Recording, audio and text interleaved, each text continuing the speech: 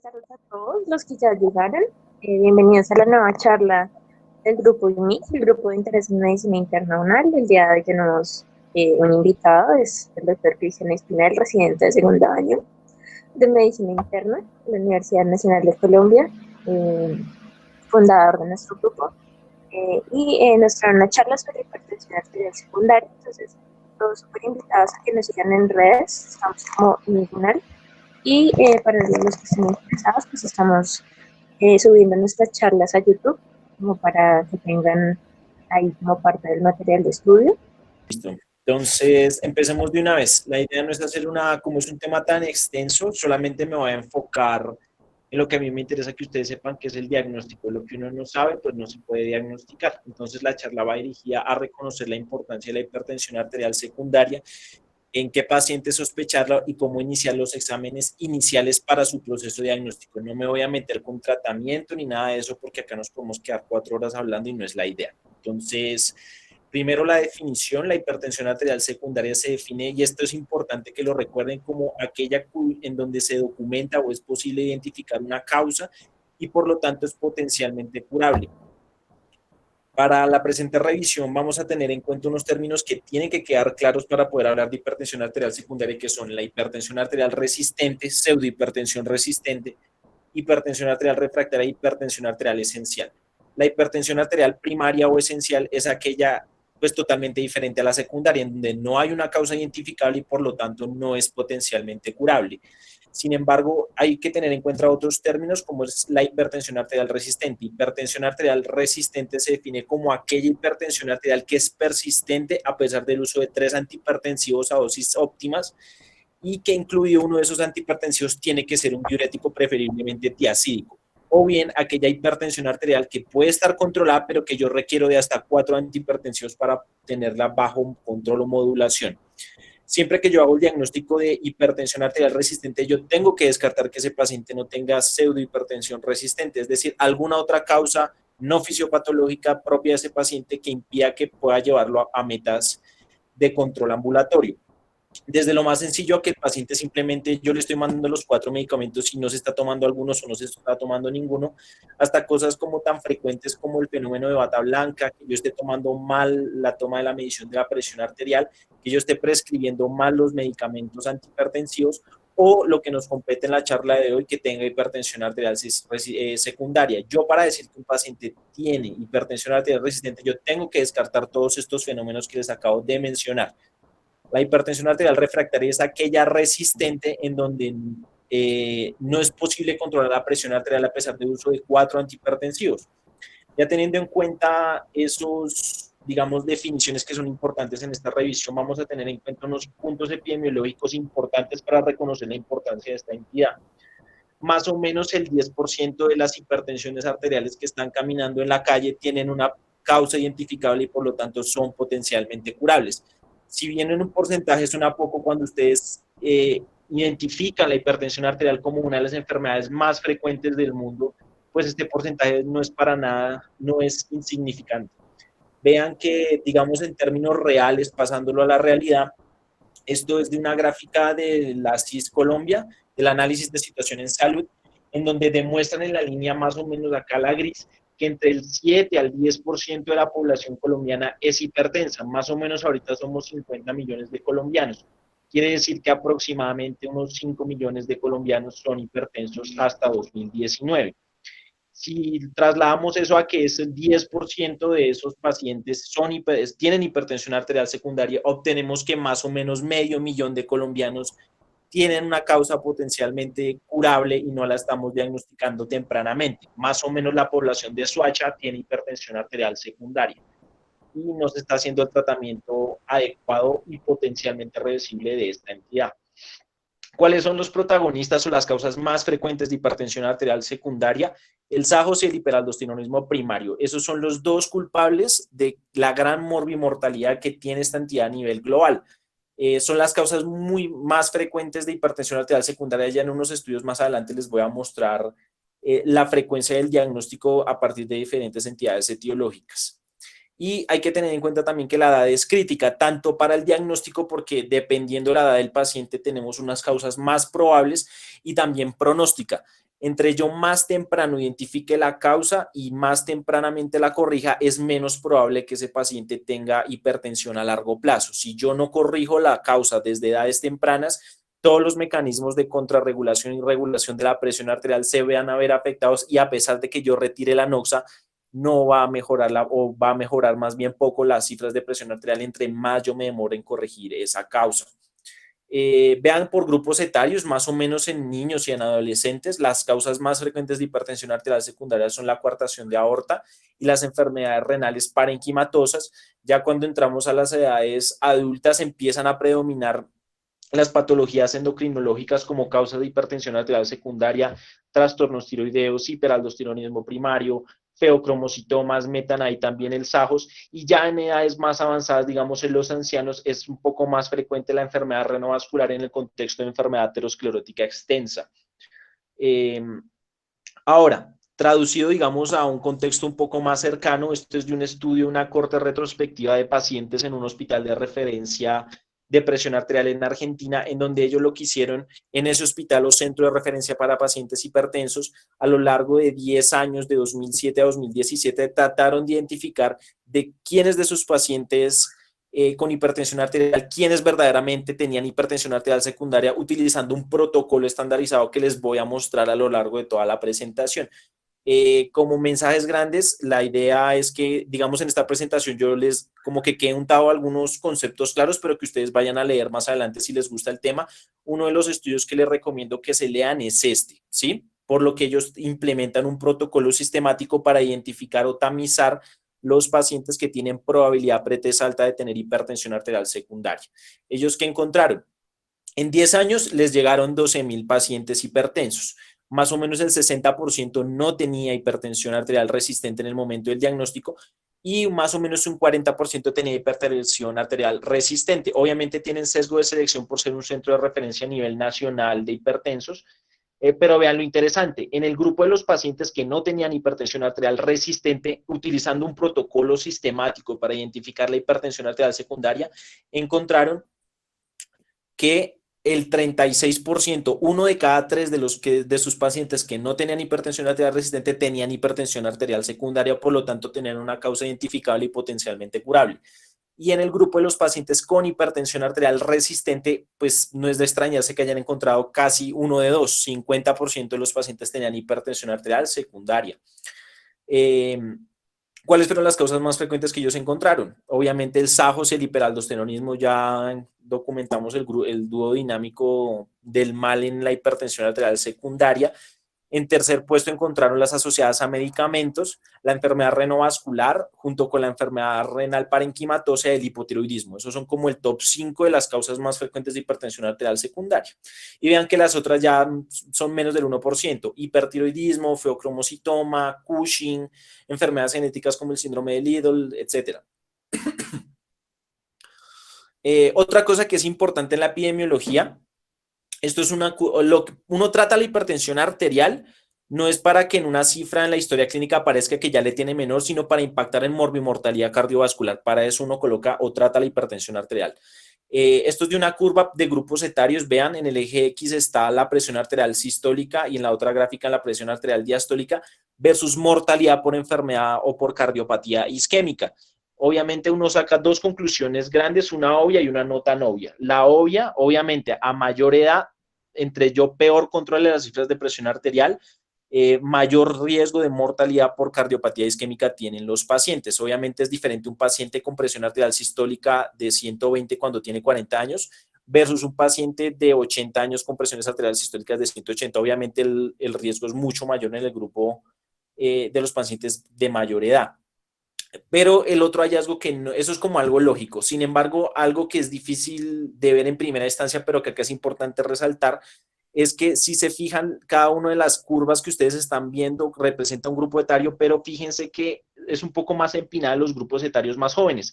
Esta curva es un poquito más paradita y a medida que va aumentando la edad, se va horizontalizando más la curva. ¿Qué quiere decir? Se los pongo en palabras sencillas. Un paciente de 40 años que tiene cifras de presión arterial en 120 tiene un riesgo de 1, ¿sí?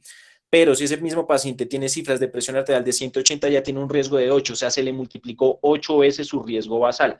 Trasladémoslo a un paciente con edad avanzada. Tiene un riesgo, sí, del 64 veces más.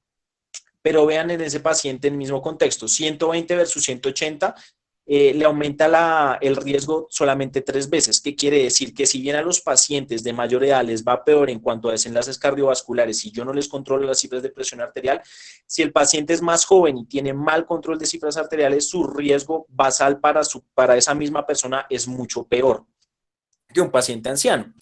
Esto es la misma curva, pero en desenlace cardiovascular, ya no de cardiopatía isquémica, sino por enfermedad, por ACVs isquémicos. Más o menos tiene el mismo comportamiento. Le va peor a los viejitos, pero fíjense que el riesgo basal de un paciente joven, cuando no se controla sus cifras de presión arterial, es muchísimo mayor cuando se comparan edades un poco más cercanas a los 90, a los 100 años. Algo que es importante resaltar y que quizás no va tanto a la presentación, pero sí quiero que lo tengan muy presente: la presión arterial o el tratamiento de la presión arterial elevada no es igual a colocar los sartán 50 miligramos cada 12 horas. Eso solamente se está interviniendo en la esferita azul de digamos que esta gráfica que propone este autor japonés, que se llama Kazuo Kario, que publica muchísimo respecto a hipertensión arterial.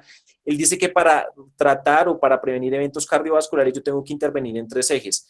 Controlar obviamente la presión en 24 horas, o sea, el paciente es hipertenso y le doy medicamentos o trato no farmacológicamente la presión arterial elevada, pero también es importante definir si ese paciente tiene, cómo es hipertenso, no solamente si es hipertenso, sino cómo es hipertenso. Ese paciente tiene descensos normales o fisiológicos de la presión arterial cuando duerme, sí o no. A los pacientes que no descienden fisiológicamente su presión arterial durante la noche les va peor en cuanto a desenlaces cardiovasculares.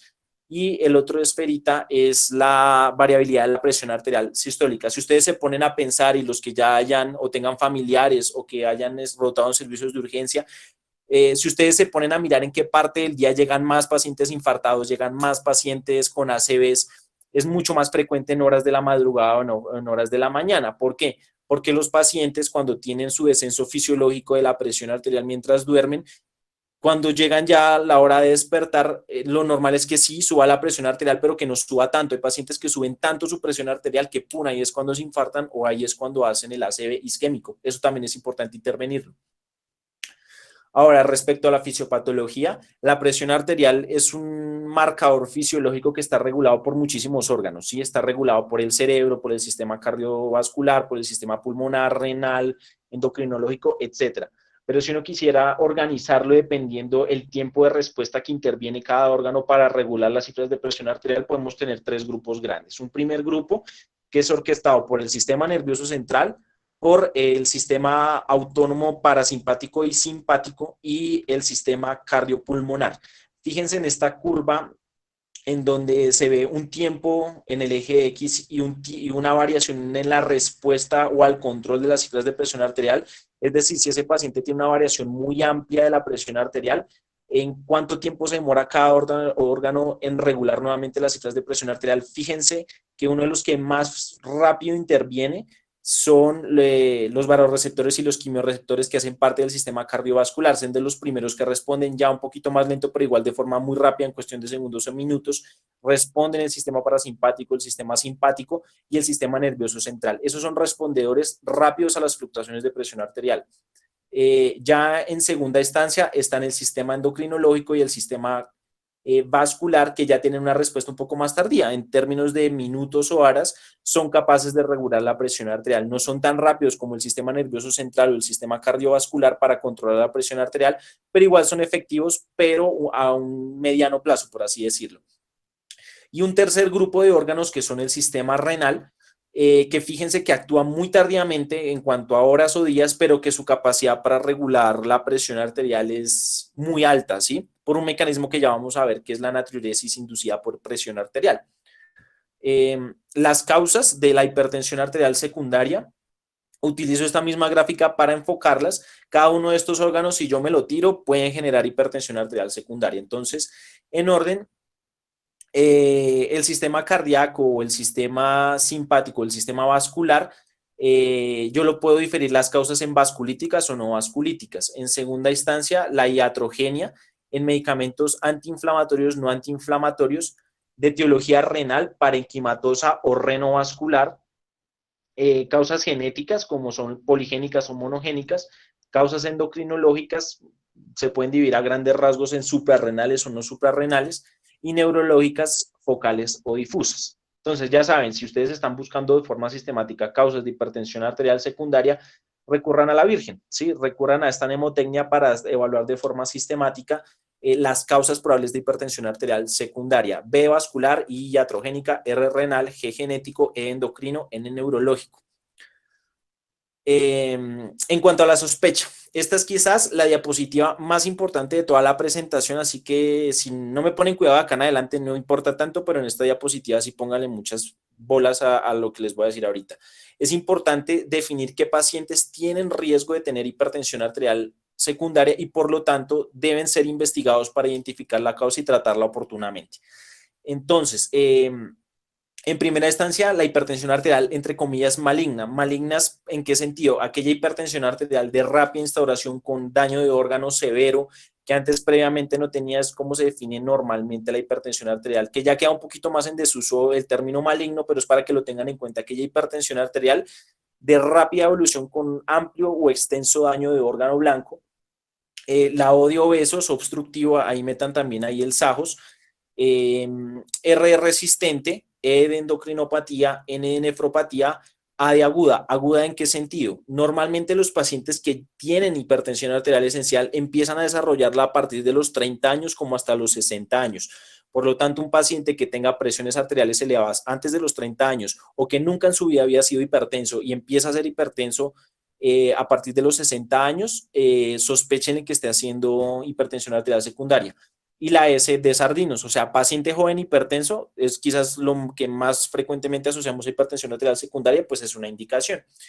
Y ya dependiendo de estos grupos etiológicos, yo digo, bueno, si mi paciente tiene estigmas de nefropatía, si mi paciente tiene estigmas de endocrinopatía, si mi paciente es obeso, si es joven, yo puedo definir si ese paciente realmente tiene una probabilidad pretest alta de tener hipertensión arterial secundaria. Y ya dependiendo de la historia clínica, yo enfoco qué es lo más probable. O sea, si ese mismo paciente que yo lo encasillé tiene lesión renal aguda cada vez que yo le pongo un YECA, tiene un soplo a nivel abdominal más o menos a nivel renal y hace edemas pulmonares flash a repetición, lo más probable es que ese paciente tenga una estenosis arterial renal y yo lo meto en el grupo de la N, ¿sí? Si ese paciente tiene persistencia a la creatinina elevada, ya cumple criterios para enfermedad renal crónica, tiene proteinuria persistente, yo lo encasillo en la N y la causa más probable de hipertensión arterial secundaria es enfermedad renal parenquimatosa. Hipocalemia, pues hiperaldosteronismo primario. Si se queda dormido mientras está viendo la charla del residente, probablemente SAJOS. Si tiene, por ejemplo, flushing, dolores de cabeza, se sincopea, hace palpitaciones, tiene presión arterial muy leve, las hipotensión, hipertensión, etcétera. Sospechen si viene raro el feocromocitamo, lo meten en la E de endocrinopatía, tiene diferencia de la presión arterial entre ambos miembros superiores y entre miembros superiores e inferiores, la coartación de aorta, todos los estigmas cushinoides, pues síndrome de Cushing, etcétera. Y ahí la mnemotecnia para que se acuerden es morenas, ¿sí? Entonces, la mnemotecnia para evaluar de forma sistemática las causas, virgen, y la mnemotecnia para sospechar o qué pacientes yo debería realmente prender las alarmas de una hipertensión arterial secundaria son en morenas, ¿sí? Maligna, obeso, resistente, endocrinopatía, nefropatía aguda y sardinos, para que más o menos hablemos el mismo idioma. Otra cosa que hay que sospechar quizás... de ahora en adelante la idea es que la presión arterial no solamente se maneje por tomas en el consultorio, sino que sea guiado por mapa, por monitoreo ambulatorio de la presión arterial. Si bien lo que les digo respecto a que normalmente tiene que haber un descenso fisiológico mientras la persona se está durmiendo, si estos ritmos circadianos se alteran, eso también prenda la bombillita que puede estar haciendo hipertensión arterial secundaria. Un paciente que en vez de que se le baje la presión arterial mientras está durmiendo, al contrario, se le suba, haga un patrón, pues en la literatura lo definen como riser, sospechen que esté haciendo alguna causa de hipertensión arterial secundaria, tiene un SAJOS o tiene enfermedad renal crónica de base, etc.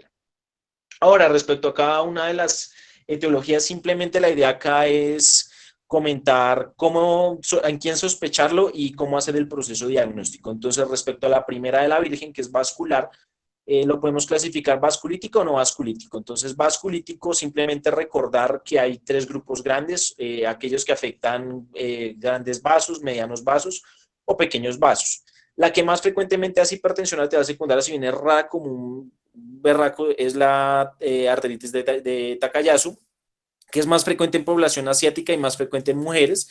Su mecanismo fisiopatológico para hacer hipertensión arterial secundaria es que hacen hiporaldosteronismo secundario por bajo flujo de las arterias renales. El mismo proceso vasculítico disminuye el calibre de estos vasos y esto es sensado a nivel renal como bajo gasto y por lo tanto aumenta los niveles de renina, angiotensina, aldosterona, etcétera. Y ya el resto es historia, ¿sí? La arteritis por células gigantes no es tan frecuente, por lo que tiende a comprometer segmentos un poco más cefálicos, la arteria temporal, la oftálmica, etcétera. Y la panarteritis nodosa no es tan frecuente, si bien el mecanismo, ahora respecto a las vasculitis de pequeño vaso, como son las ANCA positivo o aquellas que son inmunomediadas como la crioglobulinemia o la púrpura de Genoux-Cholin, su mecanismo fisiopatológico para generar hipertensión arterial secundaria no es por obstrucción de las grandes arterias, sino que generan un daño glomerular, hacen glomerulonefritis y dependiendo del grado de daño que generen, así será de grande el grado de presión arterial elevada. Ahora, respecto a las causas no vasculíticas, o sea, de ya grandes vasos y corazón, quizá la causa más frecuente y más que todo en niños son las coartaciones aórticas, si bien se pueden pasar desapercibidas en algunos casos hasta la edad adulta, y las otras causas son los estados de alto gasto. Los estados de alto gasto como son las insuficiencias valvulares aórticas y algunas fístulas arteriovenosas. Obviamente, en la insuficiencia valvular aórtica, parte del volumen regurgitante que genera la valvulopatía va a servir como volumen latido y parte del gasto cardíaco y por lo tanto va a aumentar la presión arterial de predominio sistólico. En este contexto de pacientes, el ideal es realizarles un estudio ecocardiográfico que obviamente documente el defecto cardíaco o el defecto vascular, y en la coartación aórtica, pues de todas formas ahí se alcanza a ver en el proceso ecográfico, o si es un poco más distal en los estudios tomográficos, la presencia de la estenosis aórtica. ¿En qué pacientes sospecharlo? Obviamente más frecuente en niños que hacen bajo peso, no crecen, etcétera. También en adultos que hacen claudicación intermitente, obviamente les llega menos flujo a nivel de miembros inferiores. Quizás el dato clave es la simetría tanto de miembros superiores como entre miembros superiores y miembros inferiores. Y el hecho que ustedes puedan auscultar claramente el recorrido de un soplo a lo largo de la región dorsal del paciente. Ahora, iatrogenia. Este también es uno de los más importantes porque ahorita se está viendo más frecuentemente paciente polimedicado y por lo tanto muchos de los medicamentos que quizás estemos dando están contribuyendo a la carga cardiovascular que conlleva tener un paciente hipertenso todo el tiempo. Quizás los más frecuentemente asociados a hipertensión arterial secundaria son todos los antiinflamatorios, bien sean AINES o sean corticoides, etcétera, naproxeno, ibuprofeno, la dipirona que les gusta ponerlos a los cirujanos. Pues, es frecuente la interconsulta de que porque el paciente hipertenso en postoperatorio sigue hipertenso cuando tiene dipirona 1 gramo cada 8 horas. En pacientes obviamente con simpaticomiméticos que abusan con anticongestivos, fenilefrina, efedrina, pacientes que utilizan anticonceptivos orales de predominio estrogénico como son pues algunas píldoras anticonceptivas, pacientes renales crónicos que utilizan EPO, eritropoyetina, pacientes que tienen abuso de sustancias psicoactivas, cocaína, anfetamina, recuerden que eso también funciona como simpático-miméticos y por lo tanto generan hipertensión arterial. Algunos inmunomoduladores como la ciclosporina, el tacrolimus, y algunos quimioterapéuticos como los inhibidores de la tirosinquinosa como el sorafenib o algunos anti-VEGF. Eso es una lista muy larga, sí, obviamente. Quizás los que quiero o los que más frecuentemente generan hipertensión arterial en la práctica clínica son todos los antiinflamatorios, AINES y los corticoides. Quizás es lo más importante y los que me gustaría que recordar.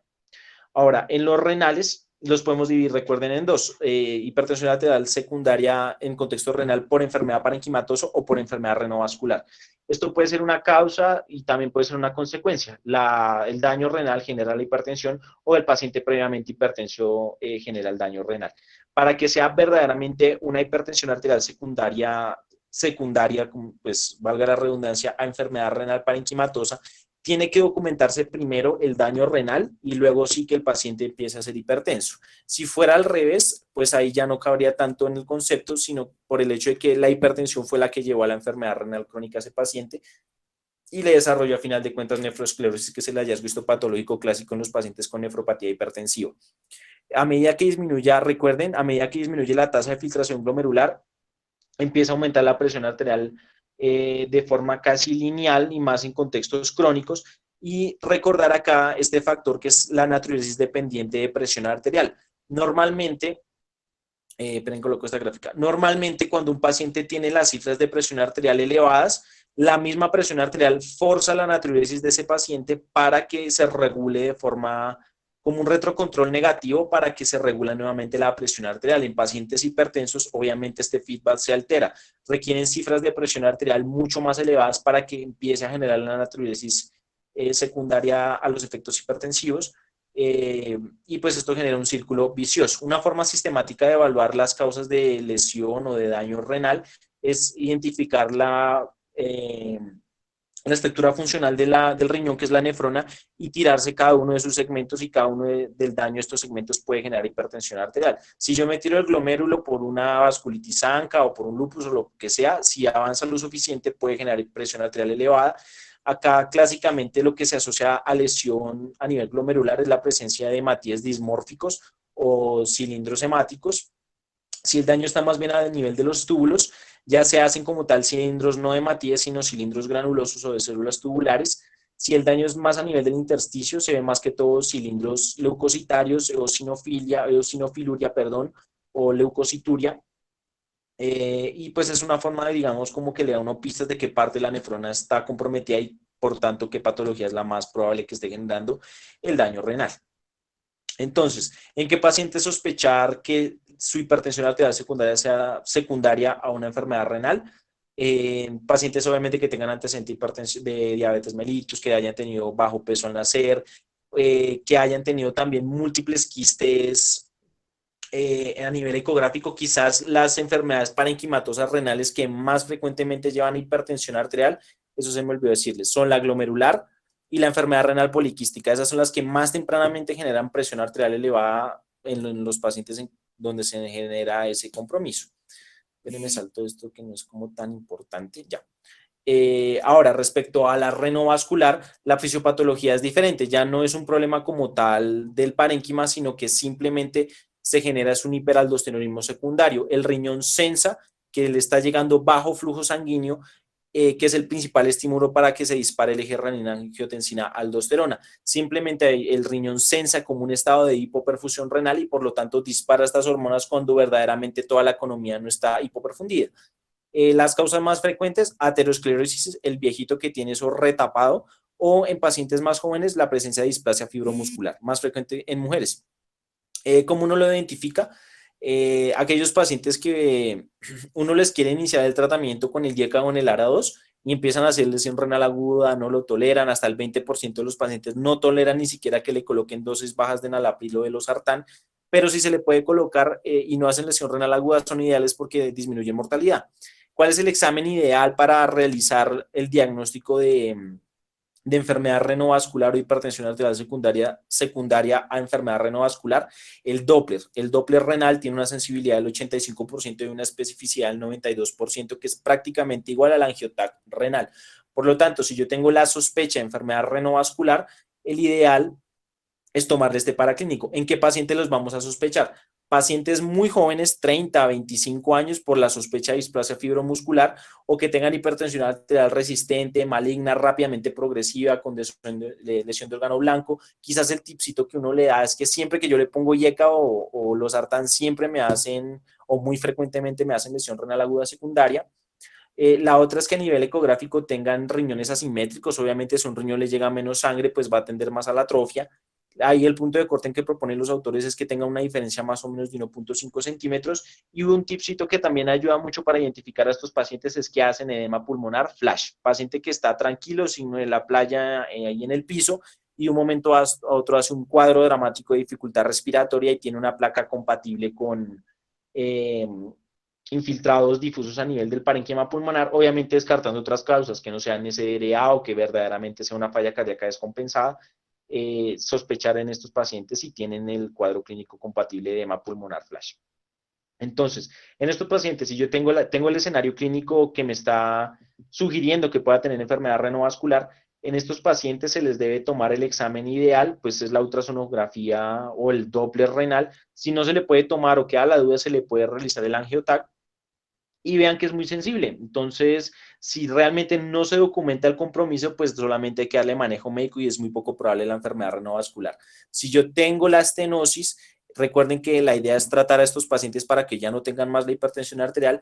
La idea es realizar un estudio intervencionista para mirar si pueden realizar angioplastia a nivel de la arteria renal y pues curar la hipertensión arterial. Si está indicado, obviamente. Genético, no voy a entrar mucho en este es más bien raro. A los que les guste pediatría, después si quieren me dan una charla y me explican bien esa vuelta. Pero en los pacientes, recordar que en la hipertensión arterial esencial existe un componente o una carga de la enfermedad que la contribuye no solamente el ambiente, sino que lo contribuye también la parte genética. Incluso entre el 30 o el 40% de la carga de la enfermedad depende de estas interacciones genéticas que hoy en día no conocemos muy bien. Es mucho más frecuente el compromiso poligénico respecto al monogénico y allá es hacia donde vamos, que haya medicina personalizada, que el ideal sea que en un futuro ya cada uno tenga su propio panel genético y dependiendo o los patrones que tenga, identificar cuáles son las enfermedades más probables y qué tratamientos van a ser más eficaces. Quizás los que quiero que recuerden ahí como por descrestar en revista o por si les sale algún día el caso es el síndrome de Liddle y el síndrome de Gordon, ¿sí? Y otro que es el síndrome de exceso mineralocorticoide, pero eso lo dejo ya cuando veamos el enfoque de las endocrinopatías. En el síndrome, vean, esto es toda una tabla de las causas genéticas que pueden contribuir a hipertensión arterial secundaria. Es difícil diagnosticarlas, ahí quizás lo más importante es la historia clínica. Entonces ahí es donde yo les dejo como los tipsitos para diagnosticar o mirar cuál es la probabilidad de que ese paciente tenga una hipertensión arterial secundaria de origen genético. Obviamente, un paciente que tenga antecedente familiar de enfermedad hipertensiva y que además tenga una alta carga cardiovascular, o sea, pacientes que se habían infartado tempranamente en la vida, que tengan una hipertensión arterial que es resistente al manejo, que tengan palpitaciones, que tengan alcalosis metabólica con hipocalemias leves. Obviamente, quizás se lo dejamos ya de últimas, pero pues vale la pena realizar el estudio, digamos, en pacientes que ya tienen una alta carga de la enfermedad, no solamente en su caso propio, sino también en su familia. Endocrino, este es quizás uno de los más importantes y es lo primero que quizás sospechamos o pensamos cuando nos hablan de hipertensión arterial secundaria. Me voy a enfocar mucho en el hiperaldosteronismo primario. En este sí me interesa que se sepan bien cómo hacer el diagnóstico porque es muy frecuente. Hasta el 20 al 30% de los pacientes con hipertensión arterial secundaria, su causa es un hiperaldosteronismo primario. Algo que necesito que se quiten de la cabeza es que hiperaldosteronismo primario no es igual a hipocalemia. Más o menos el 75% de los pacientes con hiperaldosteronismo primario tienen un potasio normal. Por lo tanto, el hecho que ustedes comenten, no, doctor, puede ser un hiperaldosteronismo primario, y él les diga, no, pero es que el potasio está normal. Eso no es un punto clave para definir si el paciente no debe ser estudiado de forma adecuada para una hipertensión arterial secundaria. Vean que hasta el 75% tienen un potasio que es normal. Y es importante reconocer esa entidad, no solamente porque genera hipertensión arterial secundaria, sino porque tiene un altísimo riesgo cardiovascular. Ya sabemos que la aldosterona es una molécula altamente cardiotóxica, ampliamente aterosclerótica y por lo tanto no solamente es dañina por la hipertensión arterial que genera, sino también porque la molécula también genera muchísimo daño a nivel cardiovascular.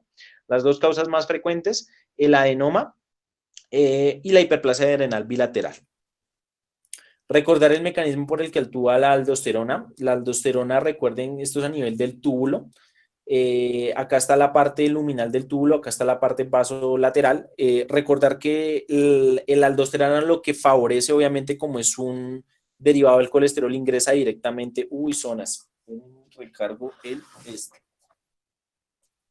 recordar que la aldosterona no necesita de un receptor específico a nivel de la membrana, por lo que es a base de colesterol puede pasar libremente a nivel citoplasmático, ingresa de una vez al núcleo y favorece factores de transcripción que básicamente lo que hacen es empezar a transcribir este canal, que es el canal ENaC. El canal ENaC es un canal de sodio que favorece el ingreso de este ion desde la luz del túbulo a las células principales. Y ahí genera un gradiente que favorece el ingreso de sodio y la excreción de potasio, que es lo que favorece, a fin de cuentas, la aldosterona. ¿En qué paciente sospecharlo? Obviamente paciente hipertenso, ¿sí? Que sea difícil de controlar, que tenga hipertensión arterial resistente, que como tipcito, obviamente ya les dije que esto no es absoluto. Si tiene hipocalemia, obviamente apoya el diagnóstico. Si tiene además asociado un incidentaloma, una masa adrenal, si tienes SAJOS, se ha visto que hay una correlación entre los pacientes que tienen SAJOS e hiperaldosteronismo. Simplemente es una asociación epidemiológica, no sabría explicarles una asociación fisiopatológica. y pacientes obviamente que tengan hipertensión arterial temprana y una alta carga cardiovascular de base. ¿En qué paciente sospecharlo? Paciente que tenga calambres por la misma hipocalemia, que tenga arritmias o palpitaciones a repetición, que tenga SAJOS, que tenga nocturia, que tengan en su familia antecedentes de hiperaldosteronismo. Pero para este sí necesito que tengan un alto índice de sospecha por su frecuencia y por su morbimortalidad. ¿Cómo hacer el diagnóstico en estos pacientes?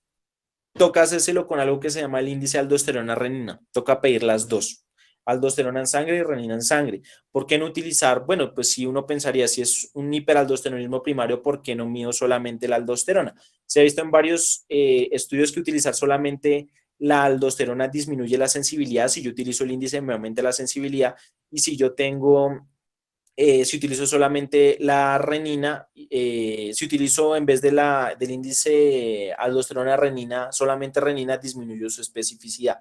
Y tiene mucho sentido. Si el paciente tiene un hiperaldosteronismo primario, tiene sentido que aumente la aldosterona porque hay una producción no controlada y que esa misma hormona genere retrocontrol negativo a nivel de la renina. Por lo tanto, este índice, la idea es que tienda hacia la alta.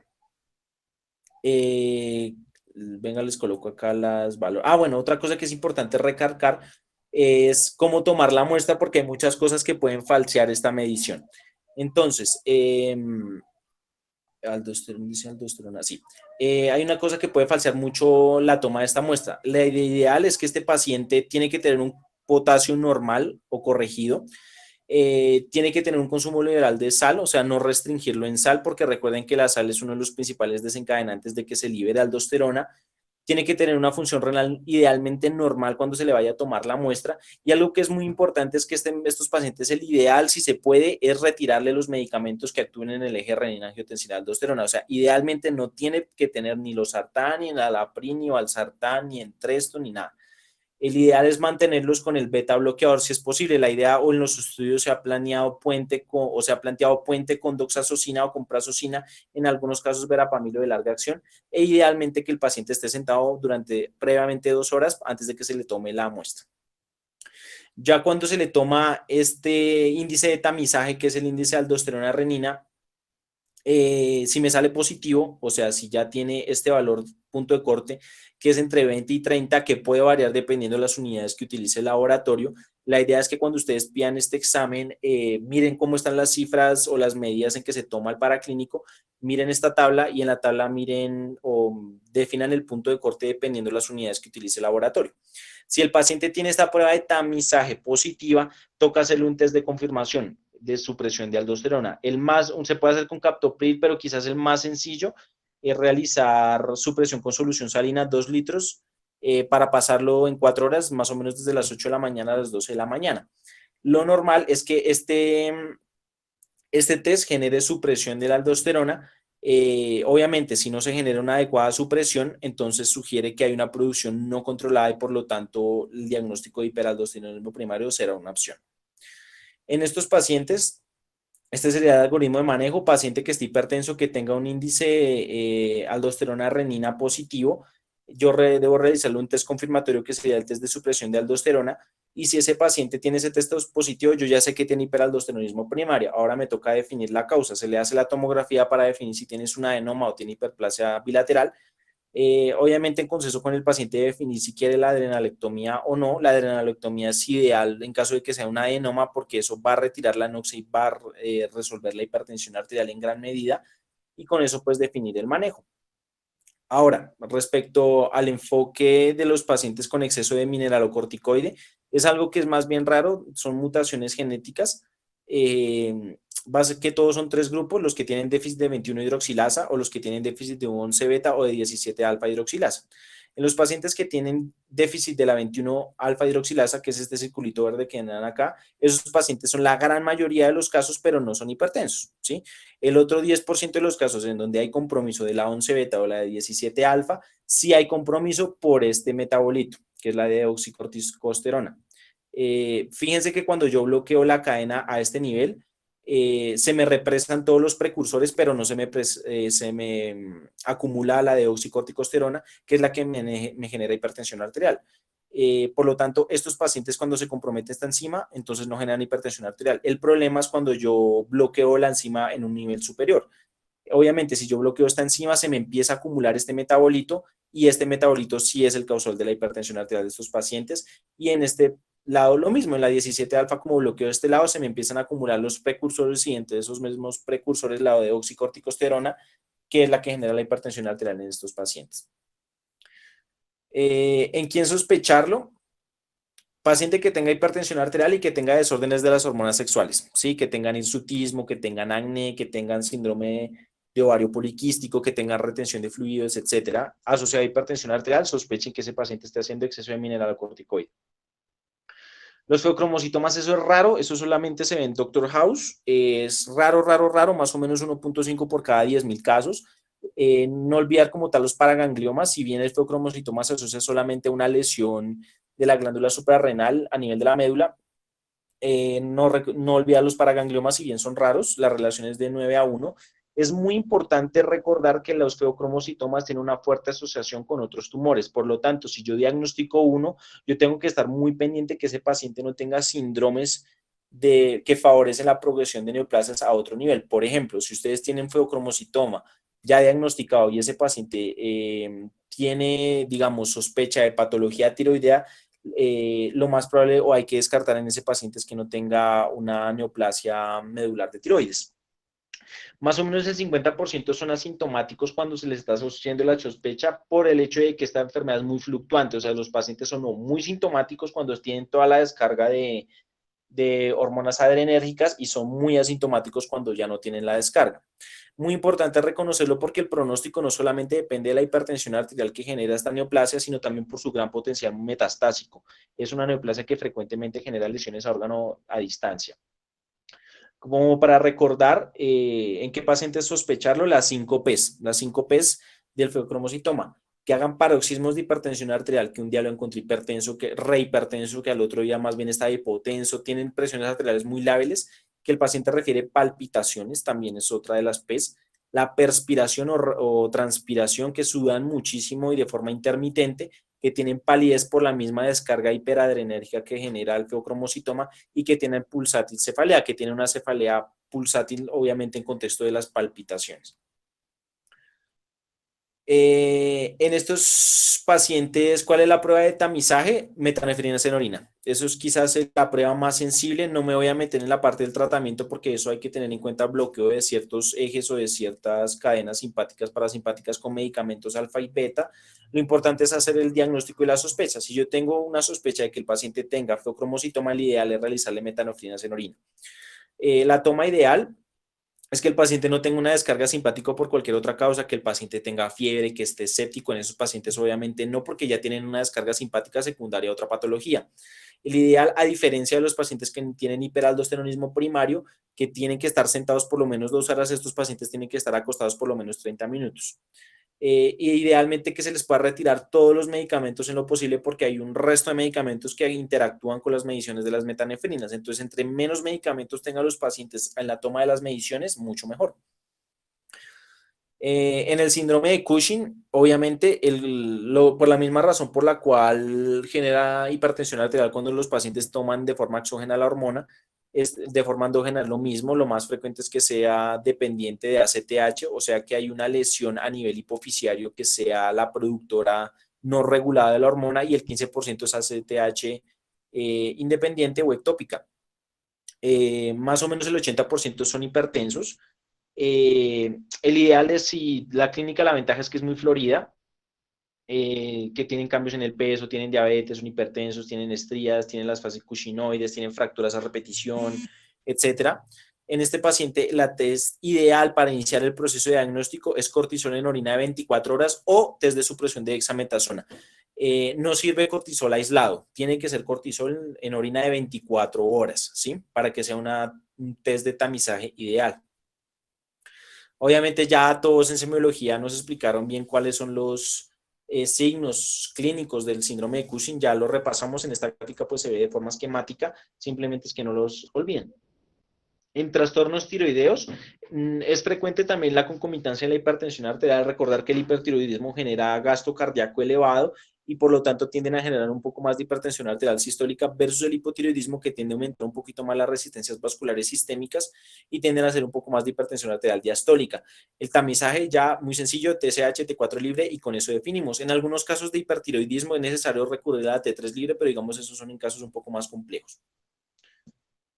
El hiperparatiroidismo también es una causa frecuente de hipertensión arterial secundaria. Incluso en algunas cortes lo definen como alrededor del 33% de los pacientes tienen hipertensión arterial concomitante. El ideal en esos pacientes es tomarles la prueba de calcio que evidencie que tiene un calcio elevado y una PTH que evidencie que también está elevada, lo cual sugiere el diagnóstico de hiperparatiroidismo en primera instancia, y ya la realización de pruebas de extensión para definir cuál puede ser la causa, si es un adenoma paratiroideo o si es una producción ectópica por algún tumor, etcétera.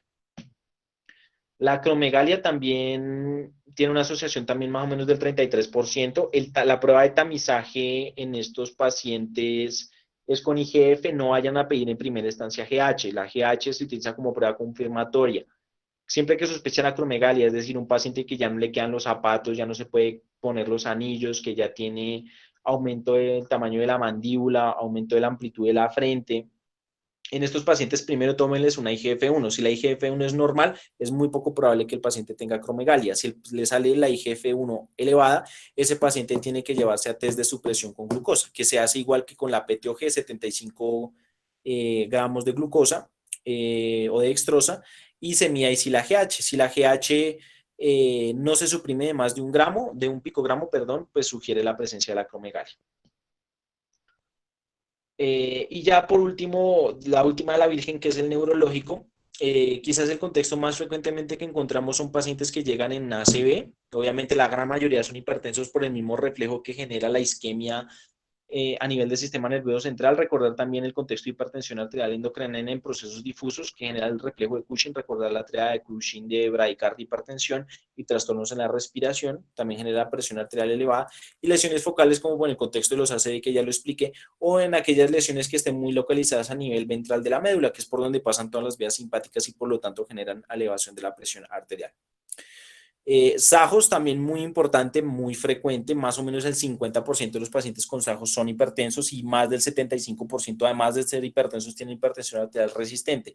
Si el paciente tiene los estigmas, es obeso, ronca, no duerme bien en las mañanas, se la pasa dormido durante la presentación del residente, pídanle también la polisonografía, por lo que esta es una causa potencialmente reversible cuando se le instaure o se le titule el CPAP. ¿En qué pacientes sospecharlo? Aquellos obviamente ya lo repetimos, que ronquen, que se la pasen durmiendo, etcétera, y obviamente que tengan el fenotipo compatible, que sean obesos, tengan cuello corto, etcétera. Ya para concluir, este es más o menos como un algoritmo diagnóstico basado en edad. Pueden hacerlo, la idea es que yo les doy como todas las herramientas y ustedes ya creen como su propio criterio clínico.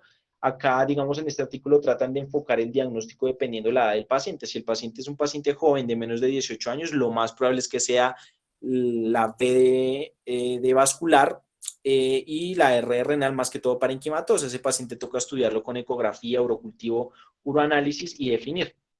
En los pacientes un poco más jóvenes, lo que predomina es la parte endocrinológica y también la parte renovascular por el contexto de la displasia fibromuscular.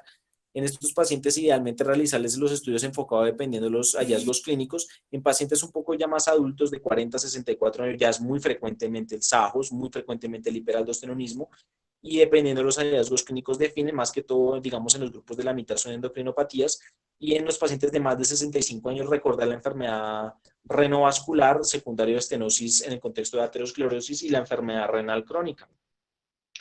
Y ya, básicamente eso era como la exposición. No sé si tengan alguna pregunta, alguna duda, o podemos ir de una vez a una serie de preguntas que les tengo.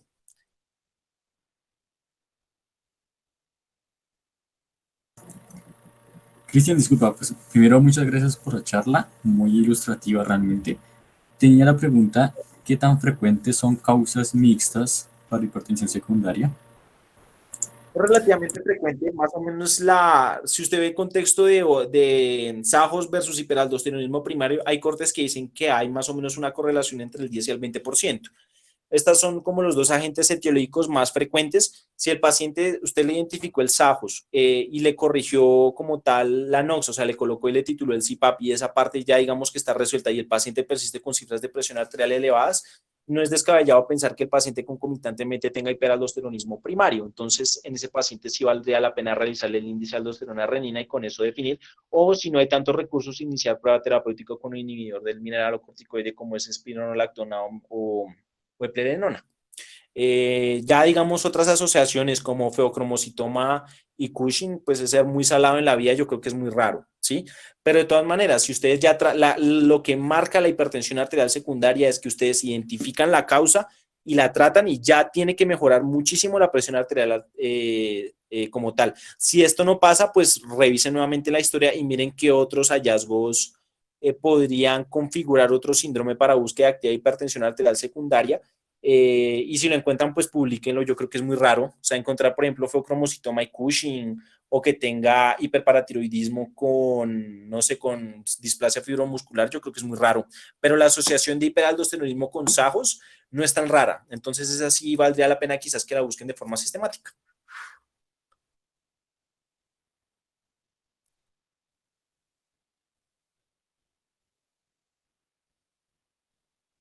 ¿Alguna otra duda? ¿Alguna otra pregunta?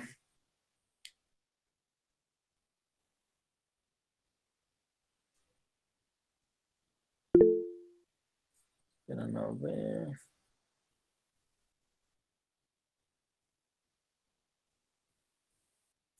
Listo. Sergio Ricardo Porras pregunta que si yo sospecho hipertensión arterial secundaria, ¿sería práctico mandar mapa? Si usted me pregunta a mí, todo paciente hipertenso tiene que tener un cochino mapa. Para mí el mapa es la glicada del paciente hipertenso, porque es muy diferente la presión. O sea, se lo pongo en este contexto. Si el paciente diabético que tiene las cifras de glucemia que son variables a lo largo del día, yo no tomo decisiones en base a únicas mediciones en el consultorio, sino que me baso en otras variables como la hemoglobina glicosilada y la lesión de órgano blanco, porque en hipertensión arterial solamente me baso en tomas en el consultorio. El ideal es que yo tenga un paraclínico que me permita mirar el comportamiento de las cifras de presión arterial a lo largo del día. Independiente que sea primaria o secundaria, mi recomendación y de ser posible, si fuera su mamá o si fuera mi mamá, a todo paciente hipertenso toca pedirle mapa por este algoritmo que les mostré como al principio, que es esta parte que les quiero mostrar. Este algoritmito ¿ya? Que simplemente no es decir, no, mi paciente es hipertenso, lo sartán 50/12. No, la idea es que con el mapa yo puedo definir otras cosas. Si el paciente tiene descenso fisiológico normal durante la noche, o más bien tiene un patrón Rice y me toca intervenirlo a las horas de la noche, o si el paciente hace elevaciones muy altas de la presión arterial cuando se va a elevar y tiene riesgo de hacer ACV o infarto secundario. Ya si usted lo quiere justificar, digamos, ante una EPS, que porque usted le va a pedir un mapa, usted lo puede justificar. Que se ha visto que en los pacientes que tienen hipertensión arterial secundaria, estos patrones de descenso fisiológico se pierden. Obviamente, como uno está regulado, como uno es fisiológico, no hay un descenso normal de las cifras de presión arterial durante la noche y por lo tanto usted quisiera objetivizarlo con el mapa. Pero sí, para mí todo paciente hipertenso tiene que tener un mapa, por lo menos inicialmente.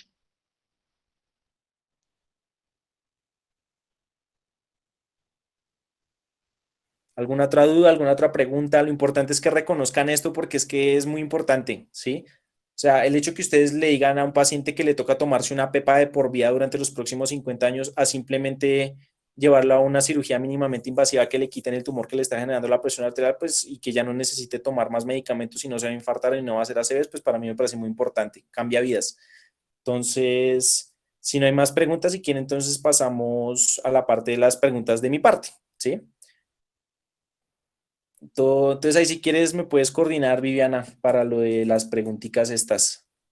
Tú me dirás, ¿cómo es digamos, cómo es la mecánica? ¿Cómo hacemos? O Camilo. Bueno, pues yo creo que las puedes poner ahí y todos pueden participar en el chat poniendo la respuesta y hacemos Vale, como el sondeo. listo. Entonces, fue pucha ya. Primera pregunta. ¿En cuál de los siguientes pacientes usted no sospecharía de hipertensión arterial secundaria? A, hombre de 32 años antecedente de IVA a repetición desde la infancia.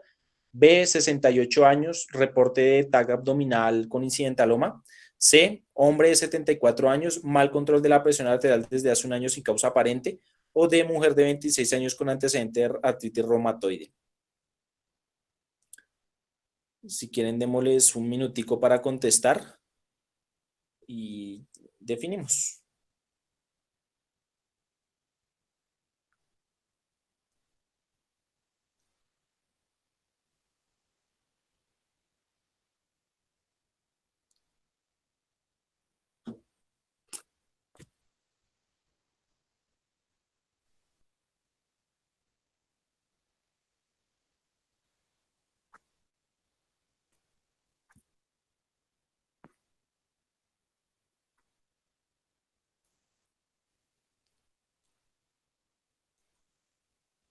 Bueno, entonces, respecto a la primera, obviamente sí, sospéchenlo por favor, sí, una causa frecuente y lo van a ratificar más que todos los pediatras. Pacientes que hacen infecciones de vías urinarias a repetición, hacen esclerosis de ciertas zonas, incluso grandes sectores del riñón y por lo tanto generan enfermedad renal crónica e hipertensión arterial secundaria de origen parenquimatoso. Entonces, en esos pacientes, obviamente sí, si tiene el antecedente y es hipertenso, pídanle la ecografía y mirar que no tenga cambios estructurales. Respecto a la B, mujer de 68 años con reporte de taga abdominal con incidentaloma, esa es la respuesta correcta, muy bien. O sea, los incidentalomas son un hallazgo que es relativamente frecuente, sí, no es raro, pero que realmente tengan significancia clínica, no. Si el paciente no es hipertenso o si tiene una hipertensión arterial que se controla muy bien con uno o con dos medicamentos, no habría indicación para continuar el proceso de diagnóstico buscando focromocitomas o teniendo, o que sea un adenoma suprarrenal ahí asociado. Entonces, idealmente esa es la respuesta. La C, ya lo discutimos, paciente que venía bien controlado con sus medicamentos y que de un momento para otro está haciendo lesión de órgano blanco y ya no se controla, sospechen en ese paciente que está haciendo secundarismo. Y en el paciente con artritis reumatoide, recuerden que esos pacientes crónicamente utilizan medicamentos que se asocian a cifras de presión arterial elevadas. Por ejemplo, los corticoides o por ejemplo el naproxeno, que obviamente tienden a elevar la presión arterial. Segunda pregunta. La prueba inicial para diagnóstico de hiperaldosteronismo primario es A, índice aldosterona-renina, B, test de supresión de aldosterona, C, concentración plasmática de aldosterona o concentración plasmática de renina. Esta sí, démosle unos 30 segundos, no más.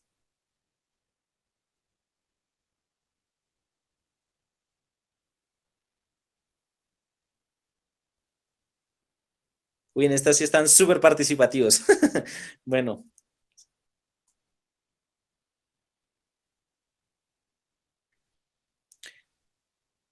listo, ¿no? Correcto, muy bien. Recordar que si toman solamente la renina o si toman solamente la aldosterona, eso disminuye el rendimiento diagnóstico de la prueba. La idea es que las tomen las dos.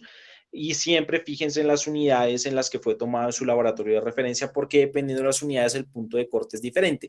La mayoría de la literatura lo pone entre 20 y 30, pero eso puede variar hasta 200 si las unidades en las que la está tomando el laboratorio cambian. ¿Listo? Y obviamente el test de supresión de aldosterona sí sirve para el diagnóstico, pero para confirmarlo, no es una prueba inicial.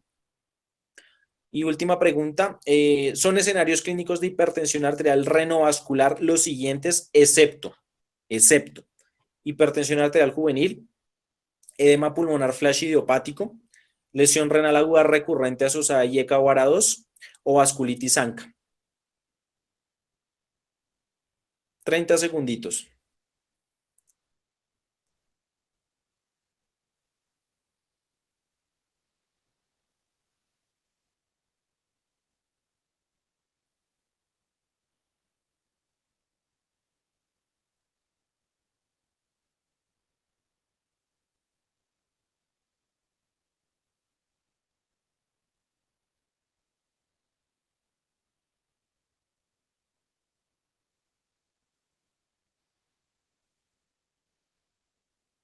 Bueno, listo, muy bien. Sí, la mayoría aceptó vasculitis ANCA. Recuerden que la vasculitis ANCA es una causa de enfermedad de hipertensión arterial secundaria, pero parenquimatosa renal por compromiso de los glomérulos más que todo, ¿sí? En esos pacientes, si bien pueden hacer hipertensión arterial secundaria, no es de origen renovascular, si bien afecta a los vasos más pequeños del glomérulo. Renovascular, siempre que se refieran a hipertensión arterial renovascular, es a vasos grandes, afluentes o confluentes a nivel renal. Obviamente, hipertensión arterial juvenil si bien uno piensa en enfermedad renovascular solamente en pacientes ancianos con enfermedad toracoesclerótica extensa, no olvidar la displasia fibromuscular, que es una causa importante de hipertensión arterial secundaria de origen renovascular en pacientes jóvenes. Y los dos tipsitos que les di, que la idea es que no los olviden. Paciente que siempre que le pongo el IECA o el ARA2 me hace lesión renal aguda, no lo toleran bien, o que hacen edema pulmonar, esplasia, repetición, idiopáticos, que realmente no tienen por qué tenerlos, o sea, no tienen falla cardíaca, no están en un contexto séptico, probable CDDA, etcétera. Entonces, en esos contextos podrían sospechar como tal la hipertensión arterial renovascular. Y ya, esas eran como tal las preguntas. Muy bien, espero que les haya quedado como un mensaje grande de la hipertensión arterial secundaria, que lo importante es la definición, lo insisto mucho, es una causa que es identificable y potencialmente curable. Si ustedes la diagnostican, están curando a un paciente, que es algo que hacemos muy raro, digamos, en medicina y aún más raro en medicina interna. Entonces, para que lo tengan muy en cuenta y pues cualquier duda me escriben o podemos resolver las dudas acá o miramos. Ahí la idea es que hayan traído como o se hayan ido con unos conceptos más o menos claros.